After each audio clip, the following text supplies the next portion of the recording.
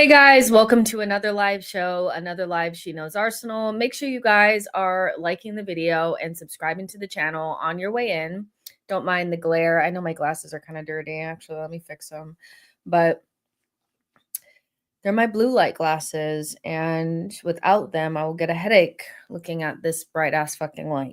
So, yeah, it's kind of smudgy, but there might be a little glare on my eyes, but it is what it is. You guys came for the news. Who cares what my glasses look like? We're here on this lovely Saturday afternoon to talk about Victor Gyokeres. There's been an update around his move to Arsenal, maybe over the last hour or so. So I wanted to hop on and talk about it. The update is coming from Fabrizio Romano, and there's also a little bit of something from Ben Jacobs. So we'll talk about what happened there, and also the bid, and also Johan Bakayoko from PSV is linked to Arsenal again. This is not the first time we've been linked to him, but Arsenal are in search of a right winger. And so we'll talk about what he's like. Should we be interested in a player like him? Could we convince him to come? How much he would cost? Things like that. There's a poll. Simply pick between Gyokeres and Sesko. We have been going back and forth ad nauseum about these two strikers.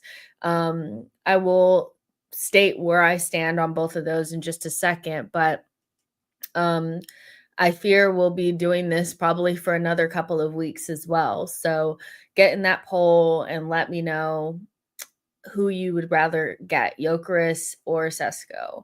There's no option for anyone else because, quite frankly, I don't care. I just want to know about those two. Hopefully, you guys are having a really good weekend. You know, the start to your weekend has been great. You guys are healthy and well. I said it earlier on my last stream, and I'll say it again, that I'm praying for everyone in these wild times that we are in the world. For me, domestically, being in LA, it's been quite a dark time, to be honest. And then, you know, everything that's happening in Iran and things like that. It's just been a lot. So I am praying for everyone and hope that you guys are well mentally, physically, emotionally, and your family, health and wealth, and all those types of great things. So yeah. But yeah, let's go ahead and get into it. Fabrizio Romano's update for Victor Gyokeres came out a couple of maybe like an hour ago, and he says that Victor Gyokeres' priority is to join Arsenal this summer, despite calls from Manchester United in recent weeks. Gyokeres always an option amid Sesko talks, with no deal sealed so far. Arsenal keep assessing the situation. United remain keen, but believe a deal is now unlikely. And so, obviously, there is a large contingent of Arsenal fans that are gagging over this news because they want Victor Gyokeres. I also think it's just nice to see players prioritize this over Manchester United, not gonna lie. And to be honest, like, if you don't like my wording, too bad. If you're a United fan, I just went on YouTube and looked and searched, and I saw that many of your content creators are literally shitting the bed over this news. So, yeah, maybe less about my wording and more about that, because if you weren't afraid of getting rejected, then why is your content creators fucking freaking out? You know, so there you go. But listen, whether it's a snub, a rejection, a prioritization, Arsenal are top of the list for Victor Gyokeres, and Manchester United think the deal is unlikely. I do think that over the last week or so, we haven't seen any movement on the Sesko deal. We've spoken about that.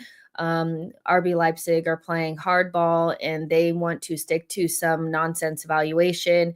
And then yesterday, I told you guys that there is, you know, Sporting were willing to, actually honor the gentleman's agreement that they came up with Gyokeres for the 60 to 70 million euros. And so we've seen a lot more of Arsenal negotiating with Sporting over the last week or so than Arsenal actually negotiating with RB Leipzig. So Ben Jacobs is saying that Arsenal are negotiating with both, advancing with both, and now it's kind of up to Berta. If we're the number one option for both Gyökeres and for Benjamin Sesko, it's up to us to make the decision, and then whoever's left over will go somewhere else. And I kind of like being in this situation because then I feel like we hold all the cards. So I think Arsenal will make a decision soon. And like Ben Jacobs did say, a bid is expected soon. I'll get the exact verbiage for people that need it. But listen, the saga continues. He said Victor Gyökeres prefers a move to the Premier League and would welcome an Arsenal bid as of record Portugal. Arsenal still deciding between Benjamin Sesko and Gyökeres. Andrea Berta is simultaneously advancing both deals. Gyökeres would be open to Man United. There's no formal rejection, but a deal to date is also never been at an advanced stage, despite suggestions. Gyökeres believes he'll still be allowed to leave for the 70 million euros, which has already said that. Arsenal have always been one to watch, but it will depend on Berta now because he is also in ongoing negotiations for Sesko at the same time, with a bid for one of the two targets expected soon. Gyökeres is going to give priority to Premier League clubs, blah, blah, blah. So essentially, we're in the driving seat. And yeah, so this feels good. After so much time, the first bid needs to be accepted. I mean, it has to be like it has to be accepted because, or a good bid, because one thing I didn't like about Edu is he always put in like this weird cursory bid, like initial bid, and it was always really low and got rejected right away. You spent all this time negotiating, you would imagine that you're going to get as close to, what they want, and then it should be only one or two bids. We're have our kind of pick of the two. So I guess we'll decide. I guess it's exactly what the Sun and all these people were saying was that he wants to actually advance on multiple deals at a time. And then they just kind of make a decision from there. And so, yeah, I mean, RB Leipzig have been playing games, for this entire time. They want something that just makes no sense. So having the Gyökeres, knowing that we can get him for 70 million euros, which is like what, 62 million pounds or something like that, really does give the leverage to us. In my opinion, the leverage is in our court because listen, you need to sell your player. We have somebody else that we can get that we like just as much. So, you kind of take what we can or whatever. So yeah, very, very interesting. Very, very interesting time. Will says, you wish he rejected United. Well, let's just put it this way. He would rather come to us than to United. So does that feel better or no? Abdiolo says, I don't understand why we're still deciding. Arteta said summer preparations were done in March. Besides, there's two different players. It's like when we went from Gundogan, Mount to Havertz. I don't know. I just feel like Arsenal were never set on a target until they knew for sure that they couldn't get Isak. Neither one of these two players are their number one option. Their number one target was always Isak. Once that became clear that we weren't going to be able to get him, now they're hemming and hawing over two guys that are probably not necessarily our main cup of tea. Neither of them really are super like comparable to Isak. So I do think it's more about the fee and, how much it's going to cost and the other positions and less about, like this is our perfect option because neither one of them are really the same level as Isak, right? If he had been available, Arsenal would be doing everything in their power to get him like they would have done with Rice or whoever else, So I think that's why there's still some hemming and hawing and they want to understand the fees and all that associated with it because I don't think there's much between the two. I don't know. I don't really believe that Arsenal have like this like dead set on Sesko and like not Gyökeres at all, or else they wouldn't be even negotiating with Sporting if he was just such a bad option. But we don't know which direction we're going to go in. And I actually think it's more going to be based on whether or not RB Leipzig plays ball or not. If they decide that they want like Arsenal to pay 80 million, I think we'll turn over to Gyökeres. I genuinely do not feel like Arsenal have the money just sitting there available to overspend on a player that they could have gotten for 50 million last summer. 30 million pounds more makes no sense to me, especially when you can go get somebody like Gyokeres. Obviously with Gyokeres in the next couple of seasons, you'll want to bring in somebody younger and better at some stage, but he would give you time to kind of like look for that player while you're still have somebody banging in goals. So Jokeris is still not a bad option.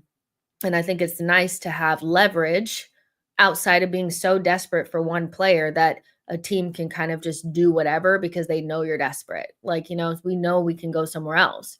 So, yeah. Um, let's see. Um, Lady says, I think they know who they want out of the both.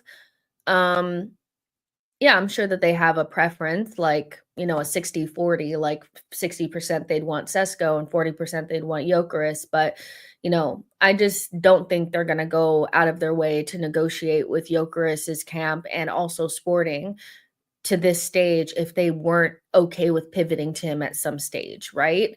So of course you have your preferences, but the thing about preferences is that, if you can't get that preference, that doesn't mean that you go with nothing. And what we've kind of done over the last couple of kind of windows is if we want something, but we can't get our number one option or our preferred option, we do nothing. And we actually can't afford to do that. So I'm not under any pretense that like Arsenal just 100% are down for Sesko and 0% for Jokeris. I do think it's probably closer to 60-40. There, Jokeris would be less of a slam dunk for them, because both of them are actually still below Isak, right? So you have your Sesko and your Jokeris, and Jokeris is probably just about here and Sesko's here. But like Jokeris is a much better option than Sesko if Sesko is at 80 million. If they're at the same fee, then of course you go for Sesko. But if RB Leipzig don't want to play ball at all, then fuck him, go for Gyokeres. You know what I mean? Do you think you can win the Premier League next season? It just depends on what we get and all that kind of stuff. A left wing Gyokeres and Zubi is a good window. I am in for that. The Sesko buy means 100% that the left wing signing must come with high GA. Let's see. Johnny says, wrong, not for me. I prefer these two over Isak, even at the same fee. Okay. Jokeris all day. The guy turned Saliba. He did have a nice moment against Saliba. Let's see. King says, Jess, is there any podcasts you be in? I only know of Judge Mo. That's pretty much the only one that I like going on. I don't go on anybody else's shows anymore.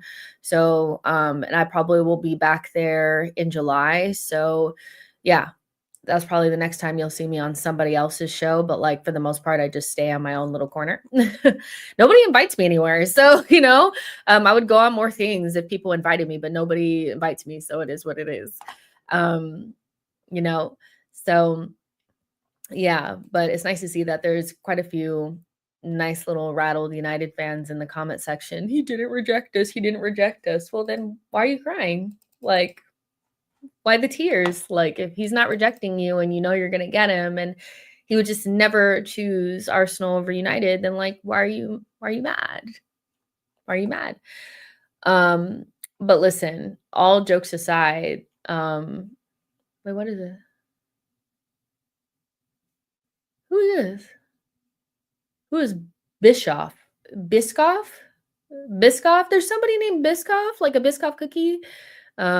He said he looks up to Martin Odegaard. That's nice. But yeah, I can tell that this is turning the tide quite. And this is why I said that, all the in the knows, by the way, are starting to act like they had all this information. They're so pathetic. But I think this is why, for me, it was important not to put my eggs into one basket one way or another, because Ornstein has never said anything about Sesko, not one time, but he did say something about Gyokeres. And, Fabrizio has maintained since the very beginning that no matter what talks we were having with Sesko, that Gyokeres was still in the fold. There was never a time where it was like, we're fully turning our attention over to Sesko and Gyokeres is not an option. So, I didn't want to like, just, okay, it's Sesko and then like, fuck Gyokeres kind of thing. But I also really do like Gyokeres and think he'll improve us. Kinda like left wing, it's gonna be hard not to improve us. I think center forward is easier or harder to improve us because I actually think Havertz is closer to what we want than Martinelli at left wing. Do you get what I'm saying? Like Havertz is closer to what we need at center forward than Martinelli is to what we are at left wing. So I actually think it would be more difficult to, improve the center forward position. That being said, either one of Sesko or Gyökeres makes us better. They score goals, they're in the box, they know what to do. When you quite literally do not have a striker, it's really hard to get worse, by buying a striker.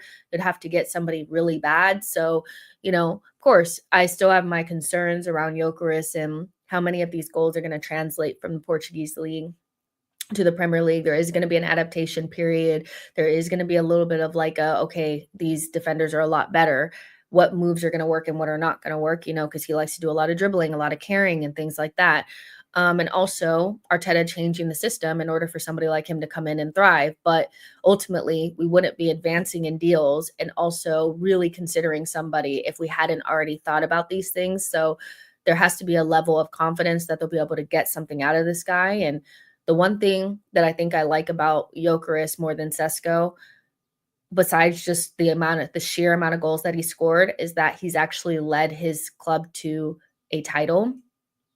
And so whether it's a Premier League title or Portuguese title, for me, it's somebody coming off of a high, somebody coming off with confidence, somebody that's just turned like 20, it's 26, going to turn 27, whatever time. And so is going to feel like he's going to be the guy. Sesko is probably going to come in and be a little bit more of like a slow burn, where Gyökeres is going to be a little bit more of like an instant, like, okay, I'm the guy, so let's really get it popping, Um, so yeah.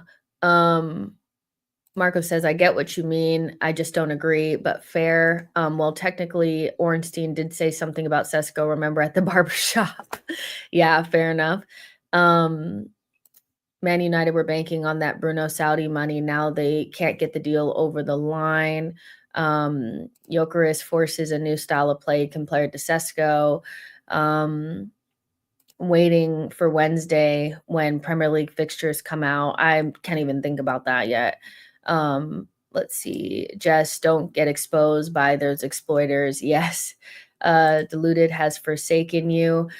He like hates my guts. No, I'm just joking. But um we'll definitely do a show soon, but he's like busy and I'm like busy and stuff like that. But I just don't go on other people's stuff that often. And like if they invited me, I'd probably go on at least once, but I feel safe on Judge Mo's channel. Like I feel like, okay, like it's a good place to get the banter going and have a little bit of like a tete-a-tete and then get out, So yeah, I do really like that channel.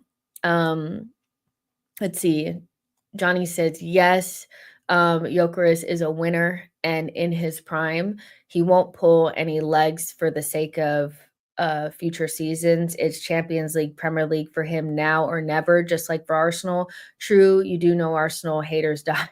I mean, I don't like, listen, I like both, but Gyökeres does have like that instant kind of thing going, and I think that that's important for a lot of Arsenal fans, which is why I never really like begrudge certain people for being like very hell bent on us getting Gyökeres, because in their mind it's the goals are there, the age is there, the personality is there.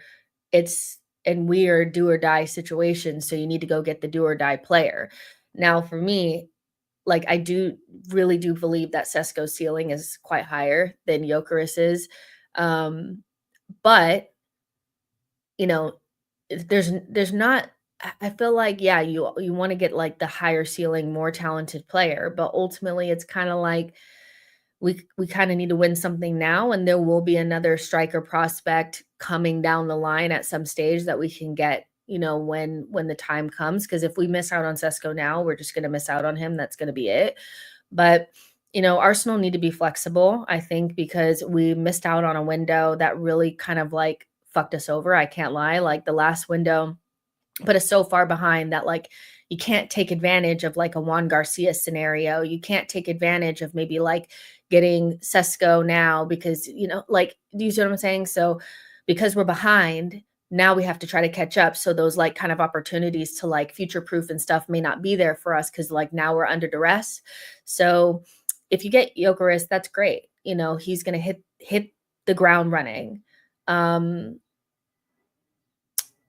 And there will be other striker prospects down the line that you can go get because if you get Gyokeres, you are going to be thinking we're going to need to future proof, that position sooner rather than later. But yeah, both options to me are very attractive in much different ways. Now, who do we put in a bid for? Because Ben Jacobs is saying that a bid is coming in soon, and I'm like, okay, who is it going to be for? If that bid, and you get the Orny bomb and it's for Sesko, they, meaning the people that love Gyokeres, are going to choke. And I will not be there. They're going to choke and I will not be there because I just do not want to see the Sesko hate because I kind of am the type of person that feels like even if this is not the person that I want, now this is not the example for me because I do like Sesko. I kind of want to give them a chance, but that's another reason why Gyokeres for me was a better choice is because I felt like the fan base would get behind him quicker. There's just going to be a section of fans that don't want him to or are waiting for him to look dodgy so that they can be like, I told you shit. I told you shit. So yeah, like it's gonna be wild, So I'm a little like nervous, but I'm a little excited too because we know that bid is going to come in and now we don't know who it's going to be for. It's just going to be like such a surprise. And like when it happens, somebody's going to be like upset. It won't be me, but somebody will be upset. John says, I think Sesko could be a superstar, but very happy with Gyokeres. Would be interested in seeing him play off of Havertz from the left, a bit like Salah position, but the other side works. He works well with Isak, meaning like when they play for Sweden, I guess. If I see Kai Havertz starting through the middle and Gyokeres coming off of the left-hand side, I'm not going to be happy, John. I'm so sorry, but we quite literally need to buy a left winger and bring in a number 9 and play two different starters or two different players up front with Saka. I just feel like trying to figure out a way I just don't envision that being a good thing for us. I think when we play our best, we play with a striker and two wingers. I think every time that we try to do like the second striker running off of, or, try to figure out a way to get two strikers in, so have Havertz in there as well, it just feels clunky and like we're trying to make something happen that we don't need to happen. It's totally okay for Havertz to hit the bench. It's like, for me, it's kind of like a priority, so yeah. I see a lot of, galaxy braining 4-4-2s and how can we, because more strikers means more goals, but not necessarily, so yeah, for me, no. Like, but I get you're saying it's just an option, but I do see people very much so like desperate for it. And I'm just like, nah, like, we got to move on from it. Havertz super sub. Taku says, call me crazy, but I don't think Nico is fully gone. I do. I think that's dead and buried because he only wanted to lower his wages for them. And so he's not going to lower his wages. I'm pretty sure like that was always his plan, was wait for Barcelona to come and get him. He kind of, I think was like afraid to like go out on his own last summer, and decided to stay. And then Barcelona had this great season and they were like kind of waiting on him to make the first move. And he did. And like now things are escalating. So I think I'm pretty comfortable and pretty, confident that that's not going to happen. Now we can pivot. If Rodrigo doesn't happen or Rodrigo's not available, pivot to the next thing. We don't need to be sitting there like, who else can we get? There's other people that we can get, like the left wing market is nowhere near as dry as the striker market. The striker market is pretty dead. Besides Gyokeres and Sesko and Ekatike, it's looking dour, very much so like a shabby shack on the side of the beach, that's been uninhabited but for so long. Like it's just falling apart. There's nothing there. Where the left wing market is more abundant, like a market with different types of fruit. You just have to pick which one you want, and Arsenal just need to pick which one they want. And hopefully they go after somebody that fucking wants them because chasing after Nico Williams when he was like, no, I actually don't want you is a little embarrassing, but it's neither here nor there. Could never be me. Hear me out. People, Barcelona can't afford him. They'll pull some livers and the La Liga will make it happen. Vitalis says, finally, Berta is going to work magic. Zubamendi, Sesko, Gyokeres, and Nusa and EPL is home. I don't think we're getting both. MA says Victor and Zubamendi is pretty good transfer window, even if it could be better. Gyokeres is win Premier League, Champions League. Sesko is waiting to win something in the future. I will get to the Bakayoko stuff in just a second, John. No worries. So yeah. And for people that are saying, did I change my hair? No, I didn't. I just washed it and actually styled it today, and it's not in a bun. This is what my hair looks like when I actually look human. So thanks. Burmy says, I could see Kai getting more minutes if we get Sesko, but if it's Gyokeres, he will be redeployed possibly in midfield. No, in my opinion, he's better off as a sub, but his wages may warrant more playing time. I don't even know 100% Burmy if it's even just about the wages. I think it's just Arteta loves Kai and he needs to make it work. So whether it's in midfield or up front, the narratives coming out from journalists saying that there's no one that could come in that's going to bench him is like, I feel like that's more about Arteta's ego and his vanity signing than about anything else, because no other manager would be like hell bent on keeping this guy in the team if they could get a good striker. And like, you basically have your prodigal son, your captain, and your marquee signing in midfield. I would love to see how you justify benching one of those three for Kai Havertz. Make what you want about any one of those players, but they walk into the team and walk into that starting 11. There is no combination that includes Havertz that would be better than the sum of those three. So I dare Mikel to put Kai Havertz in there and bench one of them. I dare you to. You won't. You won't. You know why I know you won't? Because you love them three. So you're going to have to cave somehow. And that's where the friction with the striker comes in. Because if the position that Kai can take is the striker position, do you really see Gyokeres coming in and being like, damn, I'm on the bench for real? Like, come on, Johnny says, where would you put Havertz in midfield over Odegaard, Rice, Zubi, and Party? No shot. I think there's no shot. That's what I'm saying, Johnny. I'm like, there's just no way. Like, I see a lot of people like putting him in the 10 role. I'm like, if you guys don't like Odegaard in the 10 role, you guys will hate Havertz because he can't really pass the ball. He's not creative. Like, he's quite, you guys call him a space invader and somebody whose main qualities are off the ball. So who, pray tell, is going to be creating chances in that midfield? If you don't think Odegaard's creative, well, what do you think Havertz is going to be like? You think Havertz and Odegaard is going to work? You're going to take Rice out of that midfield? Absolutely not. In my opinion, your £100 million signing, especially somebody that's pretty much been your player of the season, could a candidate for your player of the season twice since he's been here, is not sitting the fucking bench. And you've chased Zubamendi for 2 years. So he's going to sit the bench, or Arteta's going to find some way to either change the system or bench the striker, and if he does that, I don't look forward to the clips coming out from AFTV and Turkish and those guys fucking losing their minds. Because if Havertz is starting over Gyokeres, it is going to be absolute carnage, and not in a good way.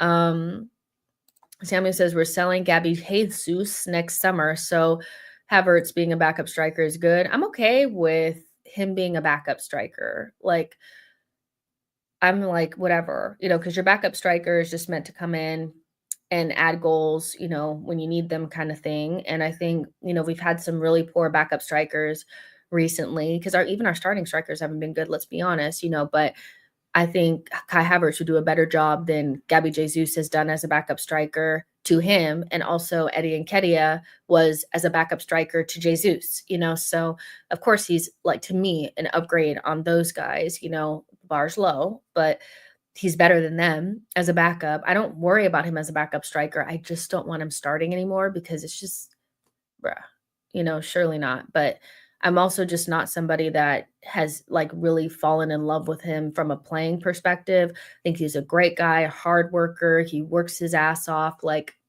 he does so much. Like there's nothing in my spirit that makes me think that he's not giving 110% every time he goes out there. I think he loves the club. I think he loves having like a family and a place to be. But my eyes tell me that he's very average, so I'm looking forward to seeing somebody else play in this in the striker position, Um, let's see. It's not about what we like, it's about what Arteta likes. He loves Havertz more than anyone.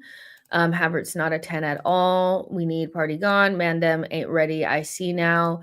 The Club World Cup for me. Where's Rodrigo playing? Is he playing? Does he look happy? Yeah, it's just long. It's long waiting on somebody to realize that they're becoming Lucas Vasquez before our eyes, because that's essentially what he's going to end up being.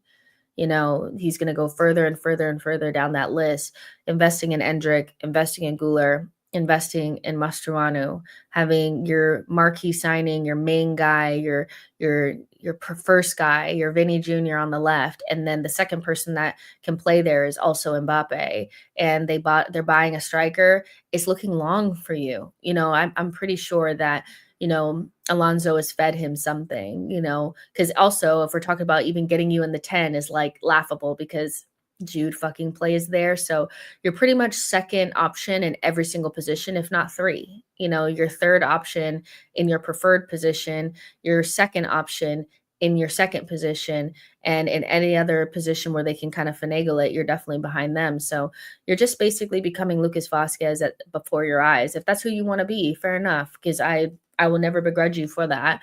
But I'm telling the path for him is Lucas Vasquez or Alexis Sanchez. Who do you want to be? Who do you want to be? Those are your options.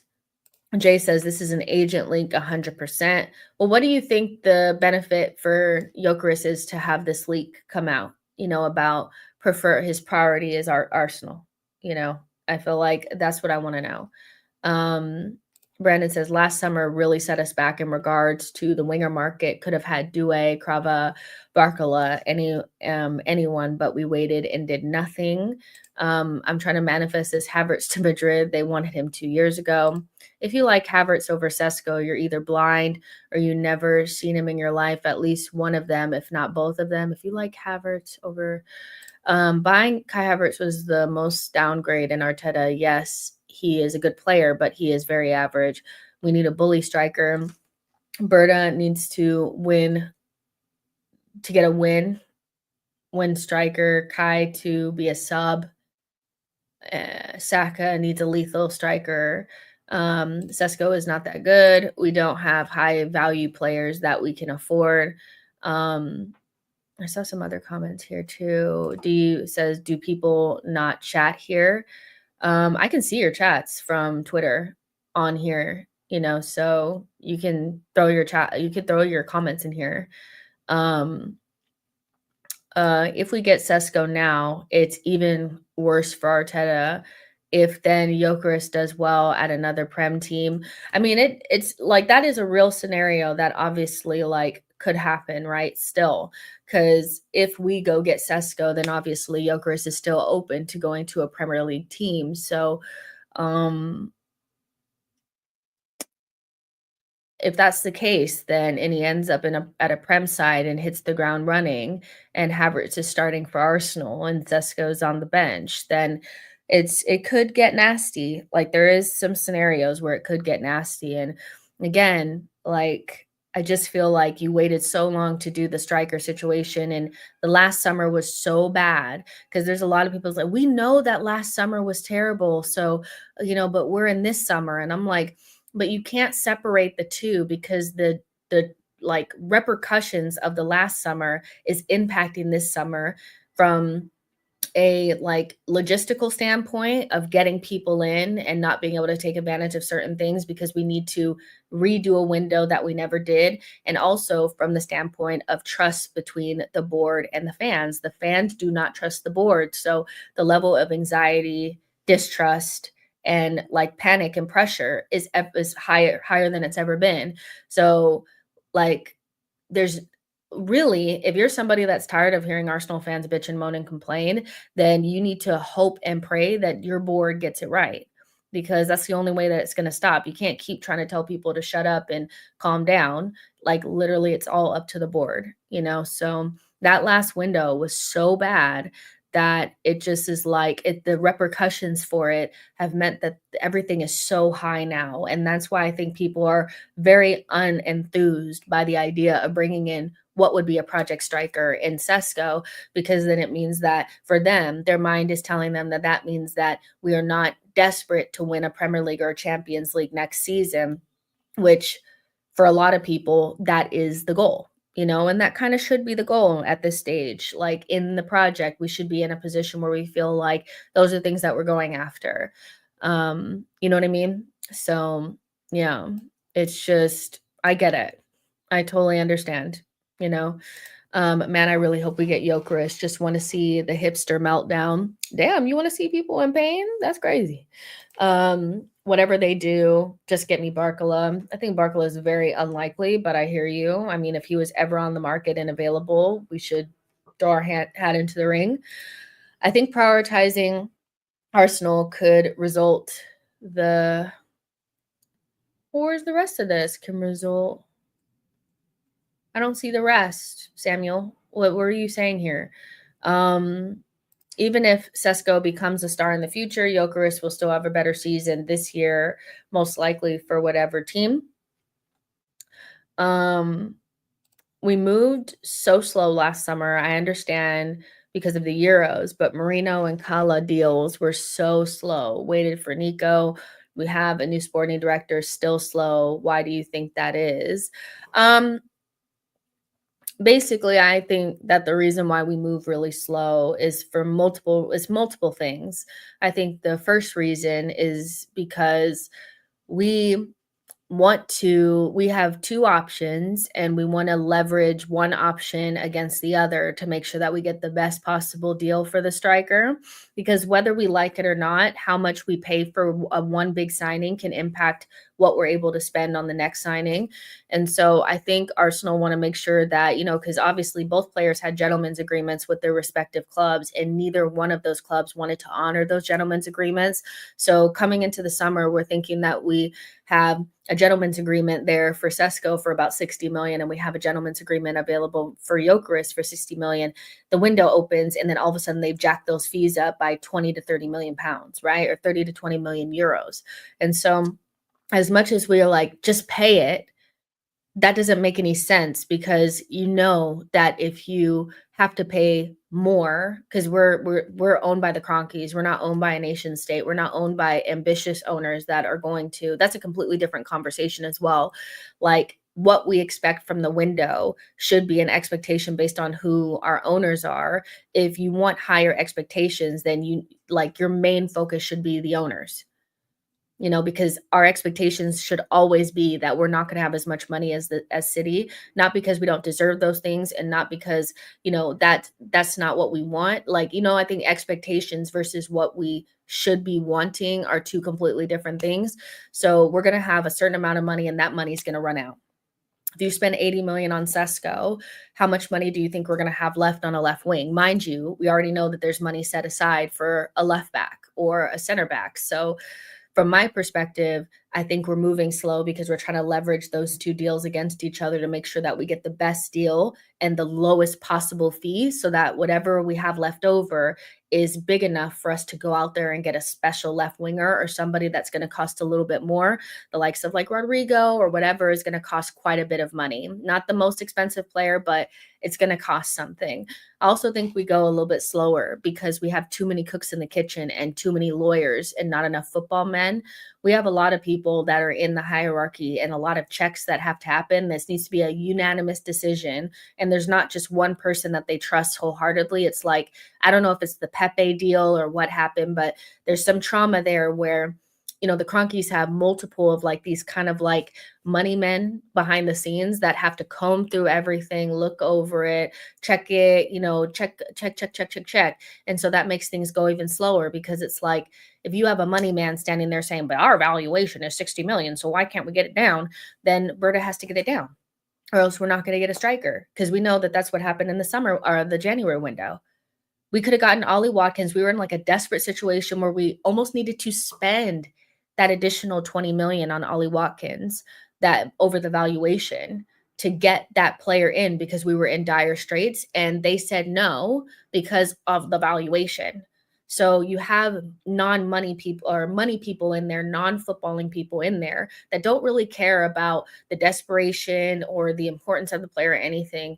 All they care about is what our valuation is. When you play that way, then it means that you have to sit there, comb through the numbers, negotiate down to the penny, right? And I think those are two reasons why it takes us even more time, is because we don't have unlimited money and there was some sort of trauma that happened that meant that the Cronkies brought in these money men. And so because everything needs to be unanimous, because everything needs to be agreed upon, because they're so down to the penny with the money, that it takes even longer for us to do things. So I don't know if it's a Berta situation. Like, I don't think Berta is slowing us down. I think it's the way that the club operates.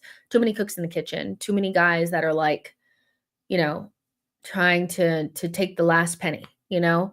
Um, Thank you so much for your super chat, Feisty Hacker. I really appreciate it. That is very, very, very kind. Really appreciate it. You're saying both strikers are good choices, but I would pick Sesko due to the longevity. Great job with your channel. What are your thoughts regarding a left winger? I agree. I think both choices are really good. I actually, from a playing perspective, lean more towards Sesko. I really like him. I think he's the next big striker in the world. Like Gyokeres, I don't think is ever going to be like truly considered the best striker in the world. I just don't think he has the types of physical attributes that put you in those categories. We know what it looks like. The types of strikers that get those tags look different, and play differently. That being said, like Sesko, I think has those types of attributes. They just need to be honed and developed and all that kind of stuff. So I actually prefer Sesko's play style and the attributes that he has, but I think Gyokeres is much further along and it's going to give us instant impact.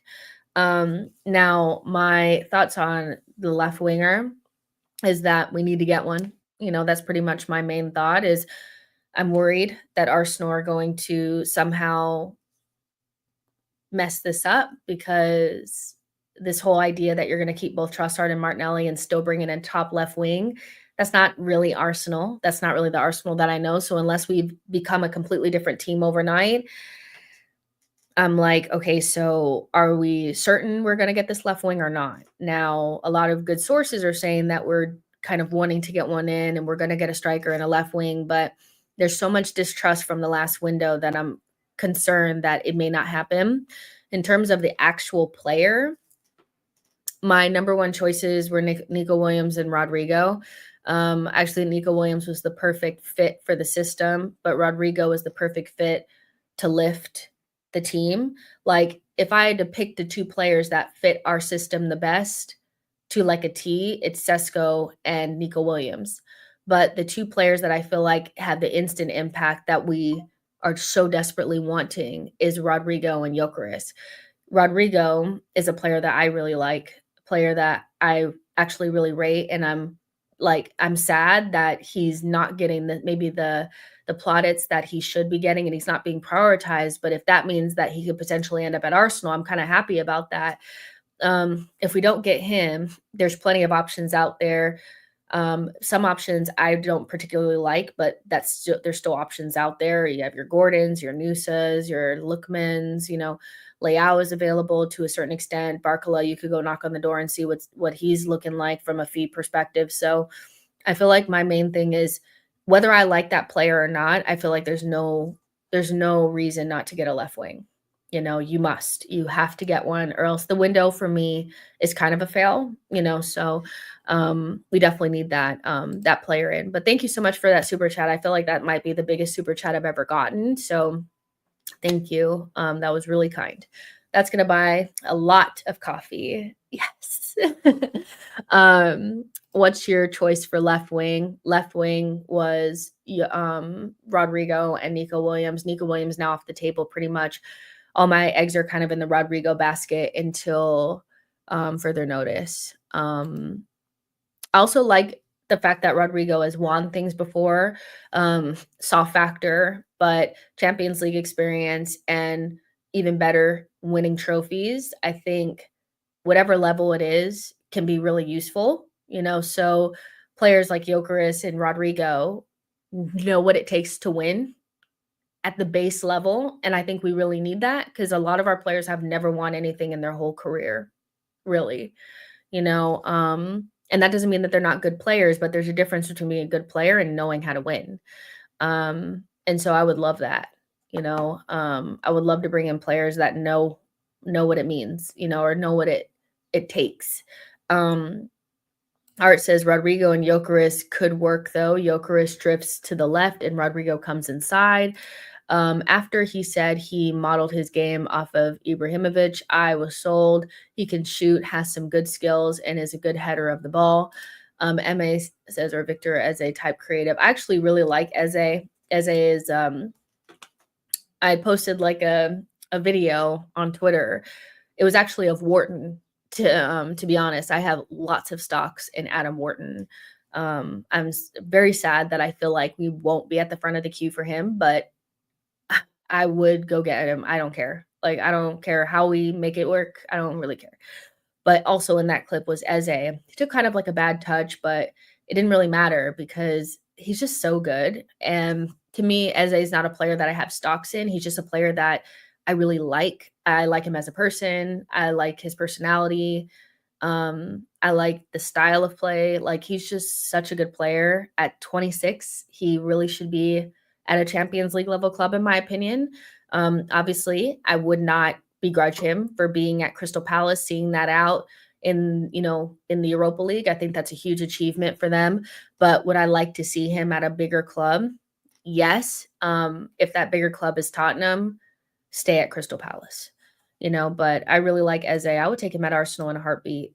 I just feel like a player like that can score free kicks, scores pens, create something out of nothing, flair, all those things, and has the physicality to play in the Premier League would suit us nicely. But we just don't play with that type of player in our team. So yeah, Eze means king, a real Igbo boy. Bakayoko does not play on the left. So let's talk about Bakayoko. I have to go to work in a little bit. So this won't be like the longest stream in the world because I know we've been doing longer streams. So just to put that in your guys' minds. But Bakayoko has been linked to Arsenal. This is not the first time. Let's see. This is not the first time that we've been linked to Bakayoko. He's also linked to Leverkusen as well. I want to put that out there to create a clear picture. But there are some, El Regio. I guess this is maybe a Belgian outlet. He is Belgian. So that Arsenal are interested in PSV Eindhoven winger Johan Bakayoko. Maybe it's a Dutch outlet. I'm not sure. Sorry, I don't know. But the player is said to be available for just 17 million with 1 year left on his contract. I don't know if I 100% believe that the fee, but let's take it what it is. And he's seen as a potential backup for Saka. I know the original translation was a replacement for Saka, but we know it's not a replacement. It's somebody who's going to back up Saka. Bakayoko is somebody that two summers ago, when he was linked to Nottingham Forest, I was pissed because I was like, we could just go swoop him up. He was really close. You know how sometimes clubs, they make a deal between clubs, but then the player rejects it? He rejected the move to Nottingham Forest. At that time, Liverpool were sniffing around him as some sort of backup option to Salah. And then Nottingham Forest came in and wanted him. And then he rejected the move, but they had agreed on a 34 to 40 million pound deal. And he had said at the time that he wants to play for a top team, blah, blah, blah, blah, blah. And then now 2 seasons later, he didn't even really start against us when we played against them. So I noticed that and I was like, I wonder if that's like a coaching thing or if he's fallen off or what. Um, I think he's a good young player that still needs a little bit of development, but at 17 million, you're bringing in somebody that has the directness and the 1v1 and Champions League experience that you would love to have as a compliment to Saka. I think with somebody like Bakayoko and anybody that you're bringing in on the right-hand side, you need to pitch it to them as anything other than you're a backup to Saka. You will not get any young, talented player to come to Arsenal saying you're going to be a backup to Bukayo Saka. You won't. You need to pitch them on the idea that they're going to be an important part of an attacking contingent where they are actively fighting for a position. Bakayoko has spoken about wanting to play an important role for a team. So whether it's him or Kudus or whoever, all of these players are going to probably prefer to be somebody that is seen as a big part of the team rather than a backup for your main guy. I think that's hard to sell. Somebody like Sane on a higher wage was interested in taking it, but that's because we were going to have to pay him out of the ass to sit on our bench. But a young player, especially on the eve, like or the season prior to a World Cup, needs to be pitched to them in a way where they don't feel you can't do what you did with Sesko and say, yeah, well, we have Havertz, so you're not going to play a lot. Of course, they're not going to come. But this is with anyone. I like Bakayoko. If I had to choose between him and Kudus would be higher on my list. I think Arsenal need to stock their team with top quality attackers. We just do not compare to Madrid, Barcelona, PSG, Liverpool, or City when it comes to the amount of high quality attackers we have. It feels like we are very afraid to have multiple good players in a position for some reason. And so they need to get the fuck over it, because if anything, like last season's taught you anything, is that you can get a big injury to one of your key players and all of a sudden you can't kick a ball, So I think we need to kind of get away from the starters and the bench conversations. There's plenty of minutes to go around. It's a World Cup year. Players are going to want to be, I wouldn't say that they want to be protected, but there's so many minutes to go around that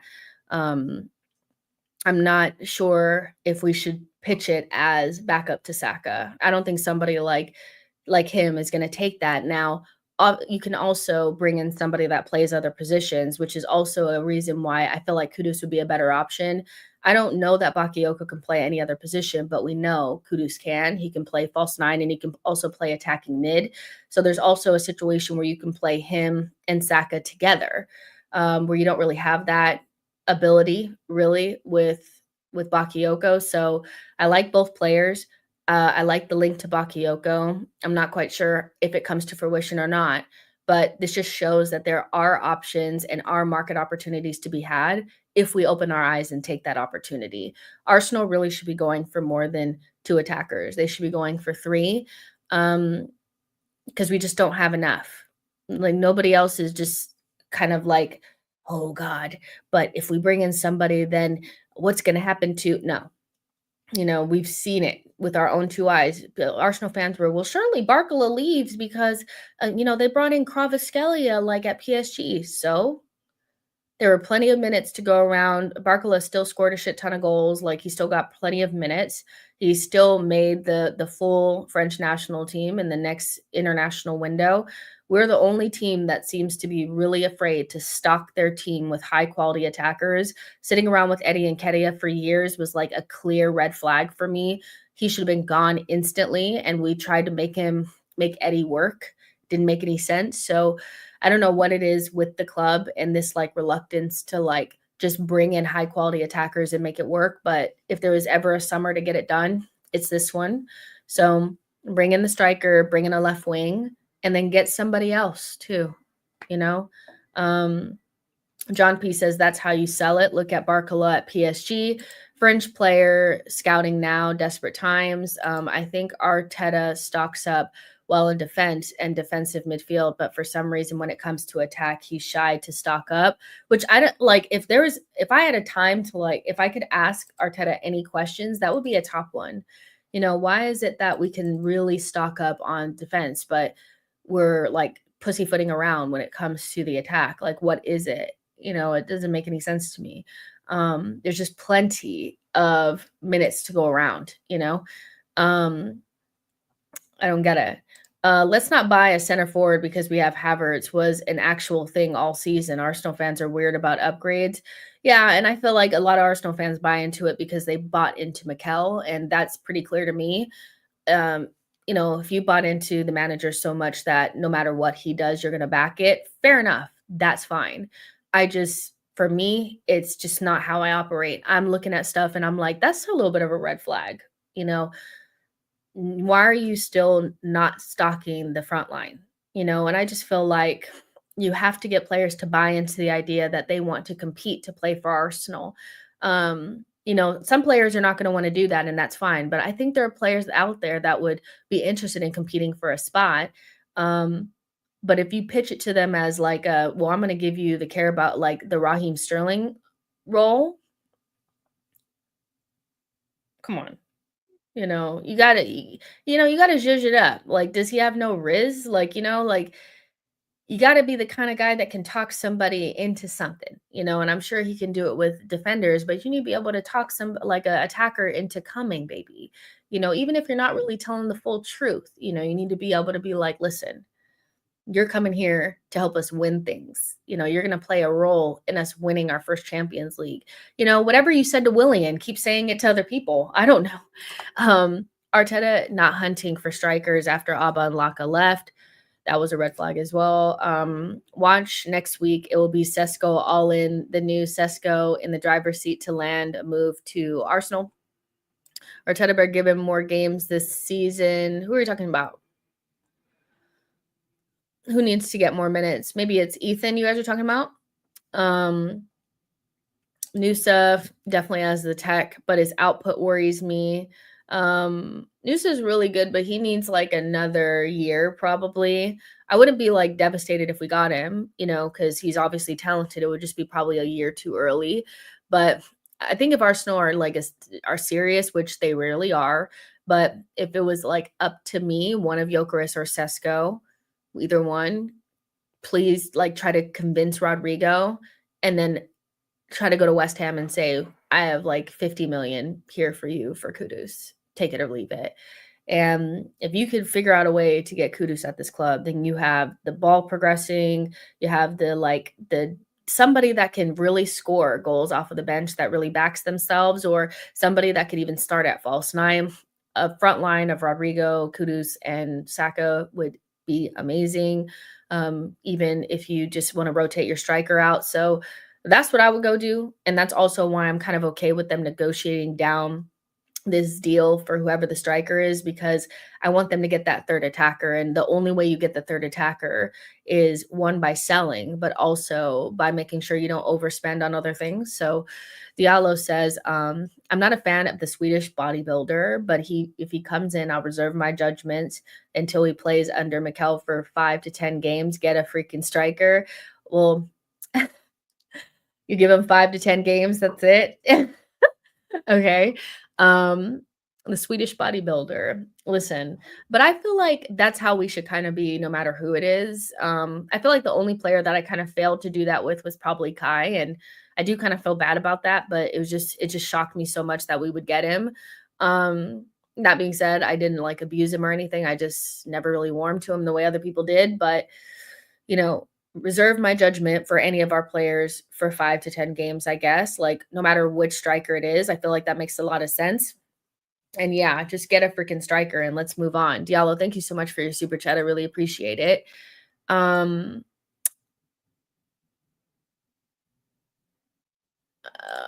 If we get Gyokeres, the scoring must be happening right away. Yep. Kudus is like Timber, but for the attacking positions. If we get Kudus, transfer window is complete for me. Love the guy. I know that he had kind of like a bad season, but I don't think a bad season makes a bad player. I think it's not even like it was like the perfect scenario. They sacked Moyes. brought in Graham Potter, two completely different people. I actually think Kudus just like I think his idea, unfortunately for Kudus, I think he was advised poorly. I think he should have spent another year at Ajax instead of jumping ship and then coming to the Premier League no matter who wanted him, because Arsenal were interested and he waited for a while and then West Ham went and got him. I just don't think that that made sense.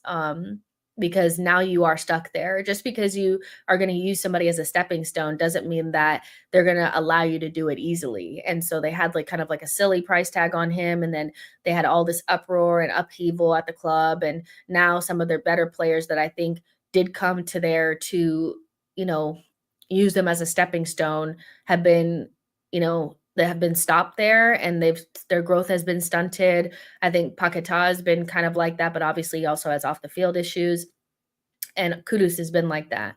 Those are two players that I feel like if they had waited at their respective clubs, Ajax and Lyon, for another season, they would have gotten a big move to a big six club, but they were desperate to get whatever it was. Maybe it was Premier League money or just to be in the Premier League to get more eyes on them, that they ended up going to a club that unfortunately, you're not really getting away from that quickly. So Kudus has had a down year, but he is to me the type of player that you bring into this team and instantly when he's coming off of the bench, people are like, damn, I had to chase Saka all this time and now I have to watch Kudus now. Like, that's crazy. That's much better than Sterling coming off of the bench, you know? Let's see. Gaetano says, can't keep both. Come on. What are we talking about? Gyokeres has more experience and is good in the duels. I was Gyokeres in, then moved to Sesko. Now we're getting Gyokeres. I mean, we don't know exactly what we're gonna get. So for people that are just hopping on, because I do have to end the stream like sooner than I really want to, but basically, Fabrizio has said that Victor Gyokeres is prioritizing a move to Arsenal. And even though he's spoken to United, it's kind of like that deal is unlikely. Arsenal and Fabrizio has been very adamant about saying that there have been consistent talks with Gyokeres, especially over the last couple of days. That has been more of the prevailing narrative in the media than anything with Sesko. Sesko feels like it's at a standstill, and Gyokeres is kind of like the main focus now, right? Now, Ben Jacobs says that Arsenal are still deciding between Benjamin Sesko and Gyokeres. Andrea Berta simultaneously advancing in both deals, and a bid is due to arrive soon. So, and it's a deal, it's a bid for one or the other, not a bid for both. So, we're not getting both. I know that people are like, why don't we just get both? Because then we won't have money for a left wing and only one striker can play at a time. So it's kind of like a waste, so we should just get one. You know what I'm saying? So, and we'll know the results at some point, probably next week. We'll know which one we're actually really going after, and we'll know, was this a pump fake? Like, what really was it? I don't know. But that's pretty much where we're at with those things. So, Gyokeres is still very much in play. And pretty much to me, the best thing about this at the moment is just watching United fans capitulate. Like, they are losing their shit. Like, but if they're going for Sesko, why are they going for Gyokeres? Because we can. So yeah, that's fun. Arteta wants Sesko, Berta wants Gyokeres. Get both, sell Havertz, and we all love Arteta again. Arteta outs will be a dying breed.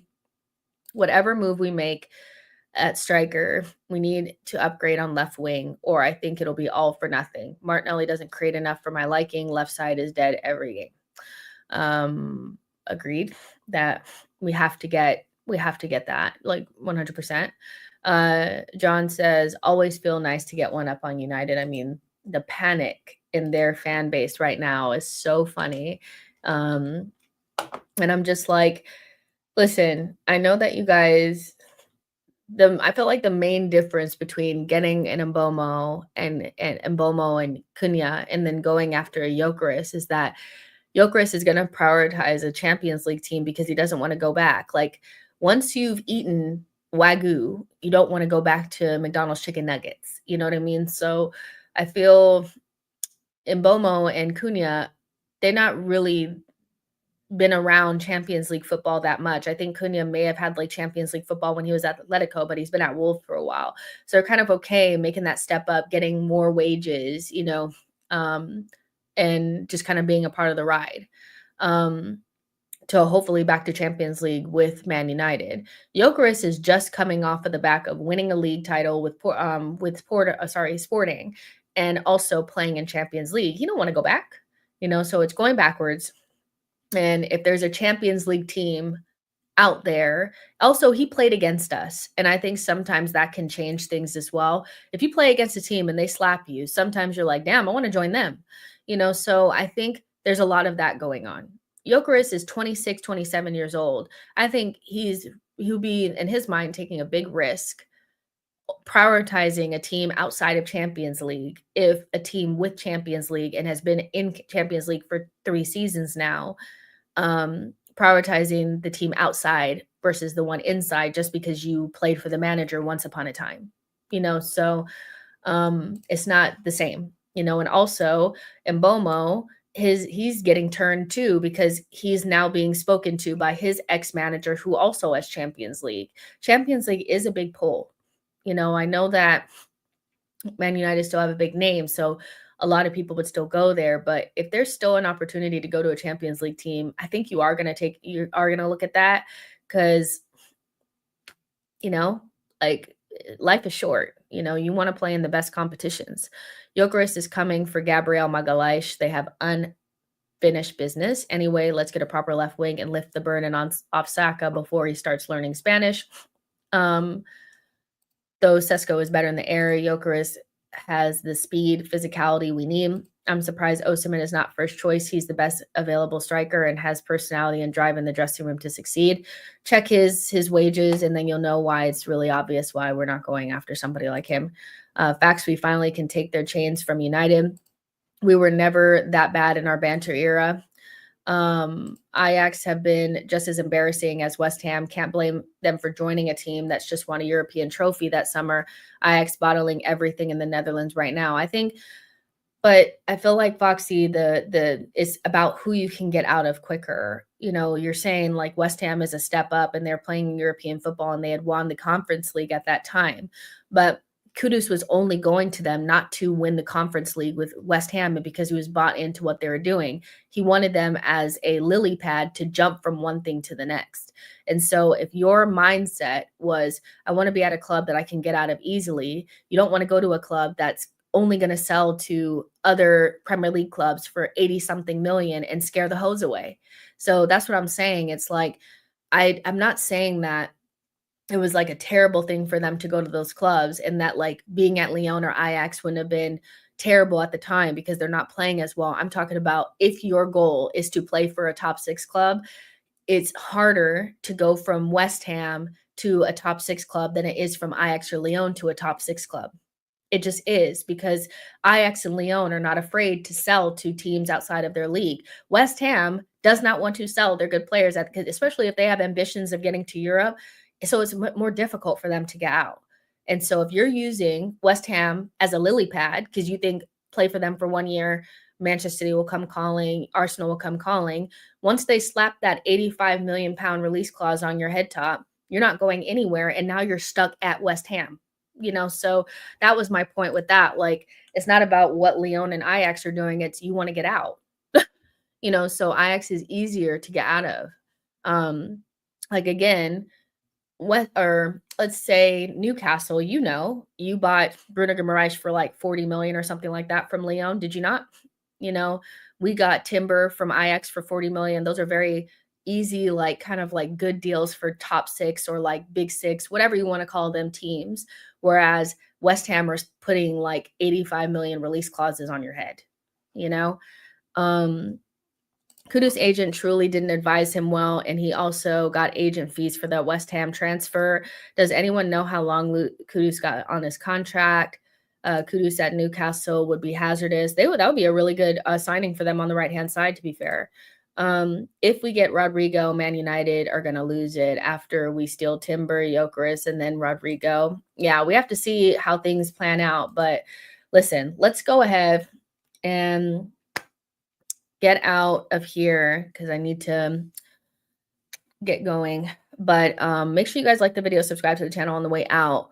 If anything happens, I'll jump on tomorrow. Otherwise, maybe we'll just see each other on Monday, or maybe I'll come on no matter what. It just depends. I'm going to that PSG Atletico game for the Club World Cup. So if you guys don't follow me on Instagram, make sure you're following me at Jessica Black TV so you guys can see everything that I'm doing, because I know you guys are nosy. And like I said, most importantly, like and subscribe to the channel. It's free. And for those of you guys who send in super chats, I really do appreciate it. That goes a long way to my coffee addiction. And so I really appreciate you guys keeping me locked and loaded. And I'll talk to you guys later. Love y'all. Have a good afternoon. See ya. Be safe.